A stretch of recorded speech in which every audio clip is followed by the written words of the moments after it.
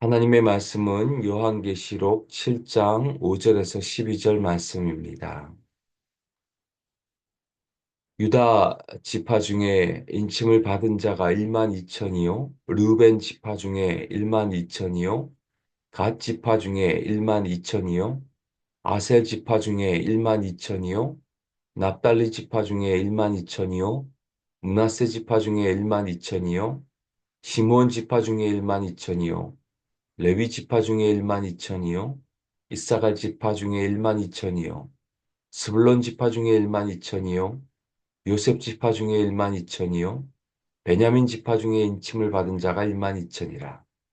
이 일 후에 내가 보니 각 나라와 족속과 백성과 방언에서 아무도 능히 셀 수 없는 큰 무리가 나와 흰 옷을 입고 손에 종려 가지를 들고 보좌 앞과 어린 양 앞에 서서 큰 소리로 외쳐 이르되 구원하심이 보좌에 앉으신 우리 하나님과 어린 양에게 있도다 하니 모든 천사가 보좌와 장로들과 네 생물의 주위에 서 있다가 보좌 앞에 엎드려 얼굴을 대고 하나님께 경배하여 이르되 아멘. 찬송과 영광과 지혜와 감사와 존귀와 권능과 힘이 우리 하나님께 세세토록 있을지어다.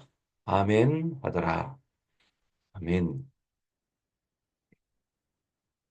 6개의 엄청난 재앙의 포화 가운데 7장에서 하나님의 인치심을 받은 자들의 노래와 찬양이 소개됩니다.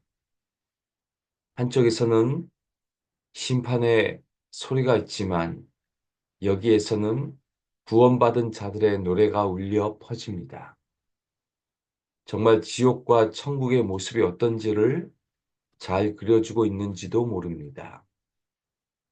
예수 믿는 자들을 핍박하고 학대하고 박해했던 자들은 6장에서 심판을 받지만 끝까지 믿음을 지킨 자들, 곧 하나님으로부터 인치심을 받은 자들, 흰옷을 입은 능히 셀 수 없는 큰 무리들, 그 14만 4천은 7장에서 노래하고 찬양합니다.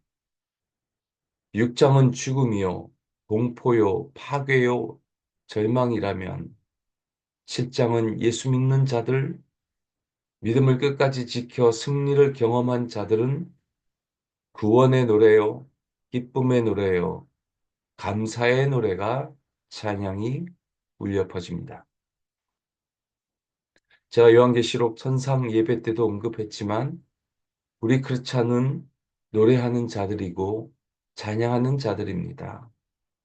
그것을 요한계시록에서 정확하게 말해줍니다. 요한계시록을 보면 군데군데 등장하는 것이 찬양입니다. 물론 기도도 등장합니다.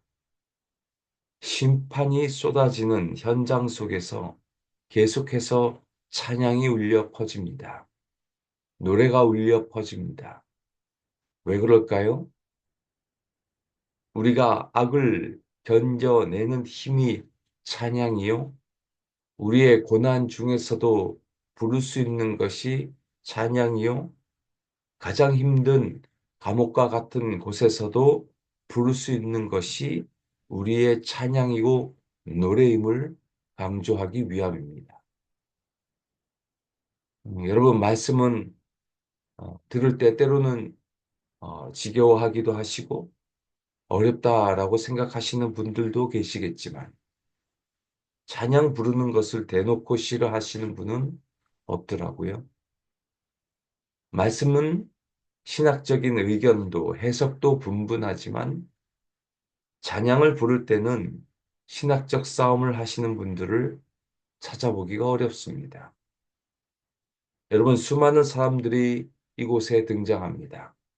14만 4천, 흰옷을 입은 능히 셀 수 없는 무리들, 천사들, 내생물들, 장로들. 그들을 연합시키고 함께 할 수 있게 하는 것이 바로 이 찬양입니다. 예배 드릴 때, 설교할 때는 졸지만 찬양할 때는 주무시는 분이 없더라고요.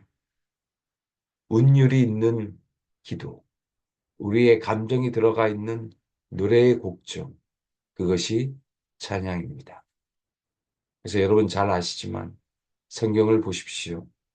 찬양하는 사람들이 있는데 그 대표적인 사람이 누구입니까? 바로 다윗 아니겠습니까? 다윗이 얼마나 노래하며 찬양했습니까? 수많은 시편의 노래가 그래서 나온 것 아닙니까? 힘들고 어려울 때마다 그의 아들이 구테타를 일으켜도 자신이 미친 척 할 수밖에 없는 그 상황 속에서도 그가 결코 신앙을 포기하지 않을 수 있었던 이유, 그것은 그의 입술 속에서 계속해서 새 노래가, 새 찬양이 흘러나왔기 때문입니다. 신약에서도 대표적인 기도와 찬양의 이야기가 있죠. 너무나 잘 아시는 사건, 제가 많이 언급했습니다만 사도 바울과 실라가 감옥에 갇혔을 때 그 부른 찬양과 기도, 너무너무나 유명한 일화이지 않습니까? 여러분, 흑인 영가들을 보십시오. 그들의 삶이 가장 비참한 노예 상황 속에서도 이들이 부른 찬양을 보면 주옥 같은 찬양들이 많이 있습니다. 우리 찬송가 147장 거기 너 있었는가 그때에, 이 찬양도 흑인 영가입니다. 예수가 십자가에 달릴 때 거기 너 있었는가. 그 어려운 상황 속에서도 예수님의 그 고난을 생각하시면서 넉넉하게 이겨냈던 이 흑인들의 모습들을 보게 됩니다. 보십시오. 우리 크리스찬은 외로울 때 노래하고, 한밤중에 노래하고, 감옥에 갇히는 어려운 상황 때도 노래하고, 광야와 같은 곳에 있을 때도 우리는 노래하고 찬양합니다. 악이 가득한 세상, 악으로 인해 고통받는 크리스찬, 삶의 무게로 힘들어하는 우리가 다시 한번 설 수 있게 해주는 것이 우리의 찬양입니다. 우리가 찬양할 수 있다면 우리는 아직까지 희망이 있다는 이야기입니다. 우리의 입술에서 노래가 흘러나온다면 우리는 여전히 일어날 소망이 있는 것입니다. 여러분 보십시오. 5절에서 8절까지 인치심을 받은 이스라엘의 각 지파들이 소개됩니다. 각 지파마다 1만 2천 명씩 소개됩니다. 그리고 9절에 나라와 족속과 백성과 방언에서 모인 수많은 사람들이 등장합니다. 이 모든 사람들이 결국은 보좌에 앉으신 이와 어린 양에게 찬양합니다. 어떻게 찬양합니까? 구원하심이. 보좌에 앉으신 우리 하나님과 어린 양에게 있도다. 11절에도요. 모든 천사가 보좌와 장로들과 내 생물의 주위에 서 있다가 보좌 앞에 엎드려 얼굴을 대고 하나님께 경배합니다. 그래서 어떤 학자들은 요한계시록은 찬양과 경배의 책이라고까지도 말합니다. 여러분, 하늘에서의 찬양이 이토록 중요하다면 지금 우리의 모습은 어떠해야 할까요? 우리의 찬양과 경배의 모습은 어떤지요?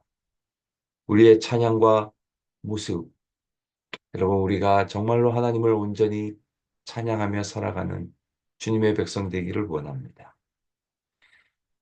이 찬양과 관련된 성경 구절 두 곳을 여러분들에게 소개하고 설교 마무리합니다. 유명한 말씀입니다. 이사야서 42장 8절. 나는 여호와이니 이는 내 이름이라.